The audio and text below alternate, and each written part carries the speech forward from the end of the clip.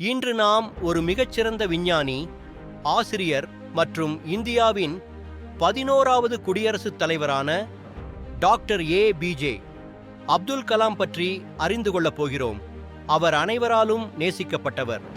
மக்கள் அவரை ஏவுகணை மனிதர் என்றும் மக்களின் குடியரசுத் தலைவர் என்றும் அழைத்தனர். அப்துல் கலாம் அவர்கள் 1931 அக்டோபர் 15ஆம் தேதி ராமேஸ்வரத்தில் பிறந்தார். அவர் குடும்பம் ஏழ்மையாக இருந்தது. பள்ளிக்கு செல்லும் போது கூட அவர் பத்திரிகைகள் விற்று தனது குடும்பத்துக்கு உதவினார்.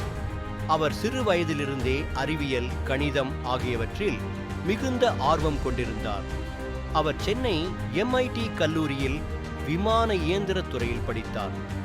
அவருக்கு வானத்தில் பறப்பது ஒரு கனவாக இருந்தது. பின்னர் அவர் இஸ்ரோவில் சேர்ந்து SLV-3 என்ற இந்தியாவின் முதல் செயற்கைக்கோள் தொகுப்பியை உருவாக்கி வெற்றி பெற்றார். அதன் பிறகு அவர் டிஃபென்ஸ் ரிசர்ச் அண்ட் டெவலப்மெண்ட் ஆர்கனைசேஷனில் பிருத்வி, அக்னி போன்ற ஏவுகணைகள் உருவாக்குவதில் முக்கிய பங்கு வகித்தார். இதனால்தான் அவரை ஏவுகணை மனிதர் என்று அழைத்தனர். 1998 நடந்த போக்கிரான் அணுவாயுத சோதனையில் அவர் முக்கியமான பங்காற்றினார். இந்த சோதனைகள் இந்தியாவை ஒரு சக்தி வாய்ந்த தேசமாக ஆக்கின. 2002ஆம் ஆண்டு அவர் இந்தியாவின் 11வது குடியரசுத் தலைவராக தேர்ந்தெடுக்கப்பட்டார். அவர் சிறந்த தலைவராக மட்டுமல்ல, மாணவர்களிடம் விருப்பம் கொண்ட ஒரு நல்ல ஆசானாகவும் இருந்தார். அவர் நம்பியது மாணவர்கள்தான் நாட்டை மாற்றும் சக்தி என்பதுதான். இந்தியா 2020இல் ஒரு முழுமையான முன்னேறிய நாடாக வேண்டும் என்பதுதான் அவரது கனவு.